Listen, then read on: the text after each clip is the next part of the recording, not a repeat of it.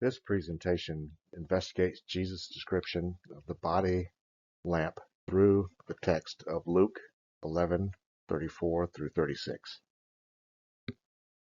The goal of this study is to compare the accounts of Luke 11:34 through 36 to Matthew's 6:22 to 23 to determine the historical context of the passage and to explore the meaning of the saying in its original context for Jesus' audience and in its later context for Luke's audience. Finally, to apply it to the contemporary believers. Betts explains how the passage unites Jewish expressions with Greco-Roman concepts of seeing and Luke's pastoral focus to teach about discipleship, clarity, integrity, and alertness. Both Matthew and Luke have recorded this teaching for posterity.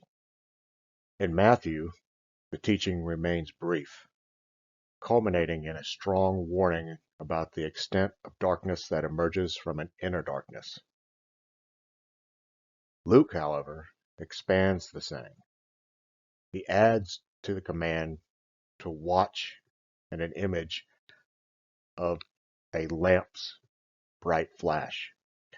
Both versions agree on the core idea, condition of one spirit. Sight determines whether a person is filled with light or trapped in darkness. In Matthew, the message centers on the risk of darkness by displaying opposing moral values. Luke introduces two additional aspects to his message, which include introspection and full spiritual health. His imagery suggests that believers must not only avoid darkness, but also pursue complete illumination. Carroll states that Luke repeatedly modified these teachings through expansion to create instructions for discipleship.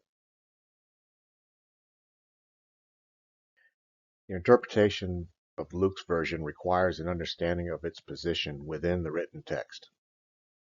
The passage before our text in verse 33 describes the proper placement of a lamp to produce light. This establishes the connection between the body and its eye as a metaphorical lamp.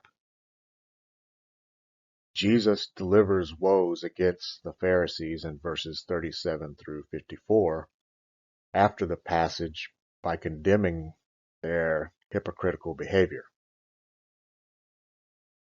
The Pharisees' hypocrisy serves as a demonstration of either spiritual clarity or blindness according to Carroll's interpretation, which connects these sections through a deliberate link.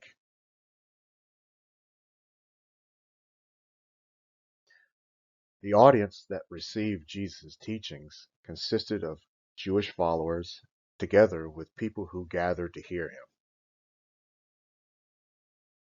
The audience had experience with this specific idiomatic expression about the eye. Jewish tradition used a good or healthy eye to symbolize generosity and kindness, but an evil eye, which indicated envy or stingingness. During Jesus' time, the metaphor served to convey complete devotion to God, which expresses itself through generous conduct. Luke composed his writing for Gentile Christians who resided in the Greco-Roman world. These believers faced pluralism and competing loyalties. Edwards explains how Luke added vigilance and complete light instructions to his version to support these communities during their faithfulness journey within their diverse cultural context.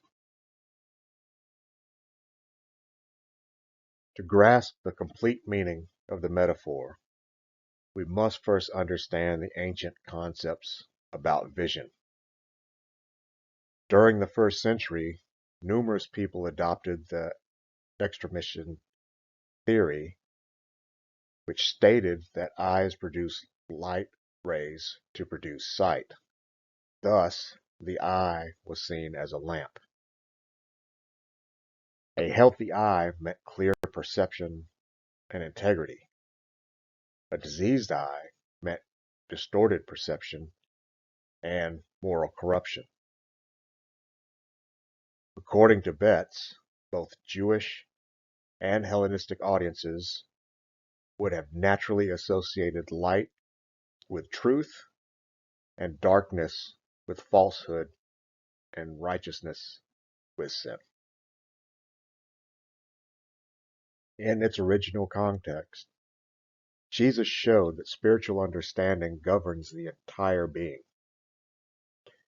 A single healthy eye symbolized complete devotion to God, which produced a body that glowed with light.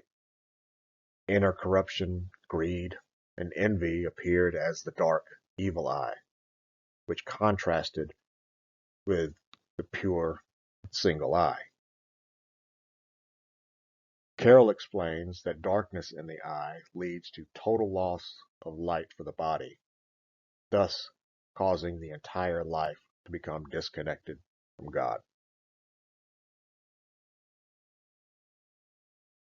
Luke's additions are significant. Believers need to keep watching themselves through self-examination to verify that their perceived light is not actual darkness. The complete transformation appears in Luke's description of a body that has no dark parts while being entirely full of light. Edwards demonstrates how Luke invites readers to embrace complete discipleship by letting Christ's light transform all aspects of their life.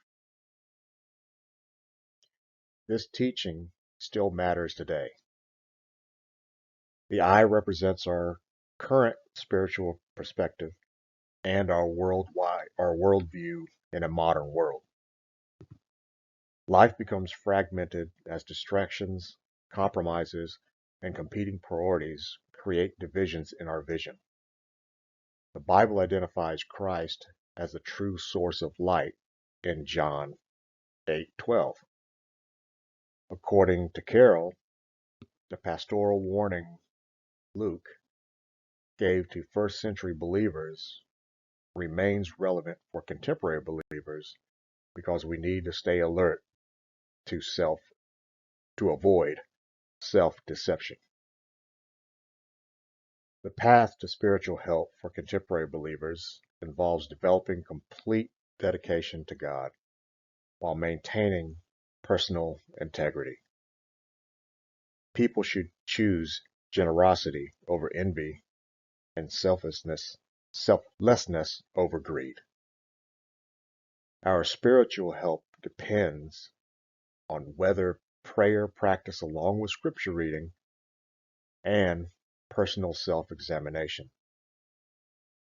The connection between this teaching and Paul's words in Ephesians 5 becomes clear according to Edwards as he shows Christians should live as children of light in dark surroundings.